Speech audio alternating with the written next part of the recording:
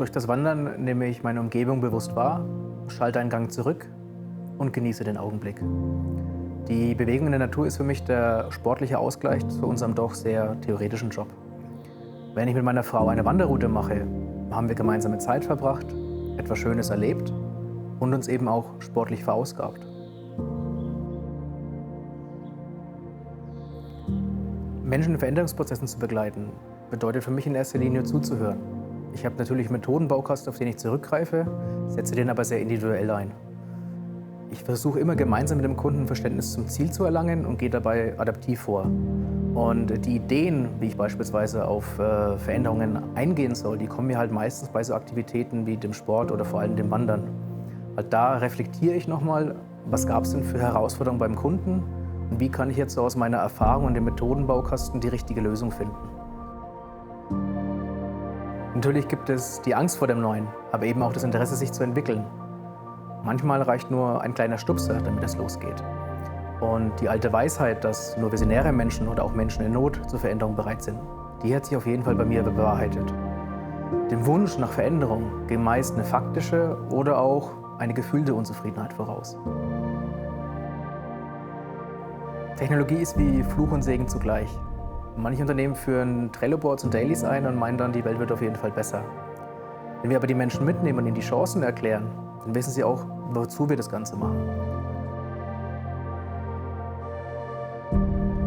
Die Bedarfe der Kunden haben sich auf jeden Fall verändert. Unternehmen denken nicht mehr in Silos, sondern in Netzwerken. Dadurch werden die Beratungsprojekte auch komplizierter und auch komplexer, aber eben auch spannender.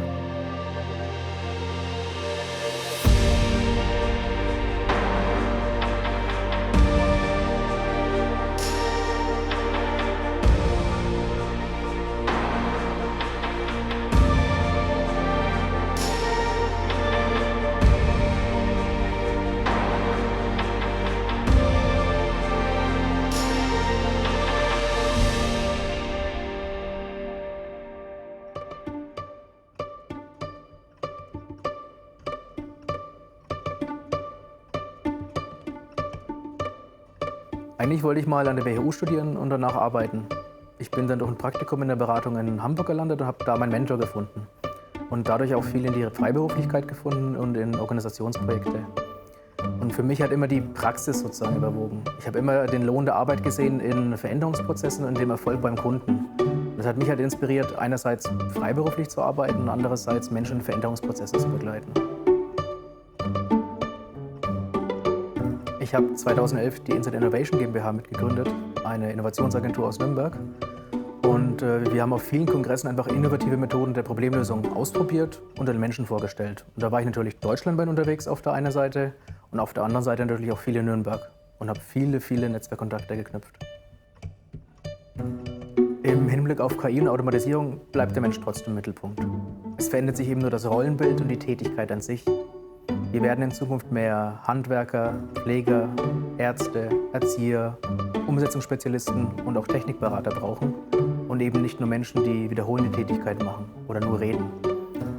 Ich hoffe, dass sich dadurch auch der Verwaltungsapparat verschlankt und vor allem vereinfacht.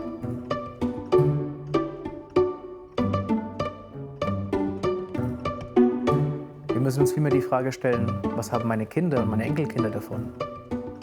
Das kurzfristige Profitdenken muss aus den Köpfen verschwinden. Genauso wie die Digitalisierung nicht als Allheilmittel funktionieren kann. Die Menschen bleiben weiter im Mittelpunkt und müssen an sich arbeiten, können aber auch dadurch ihren Wirkungskreis beeinflussen. Der Grund für mich, bei Silbury zu arbeiten, ist Markus Neubauer. Ich glaube an ihn als Mensch und Unternehmer und finde seine kreativen Ideen super.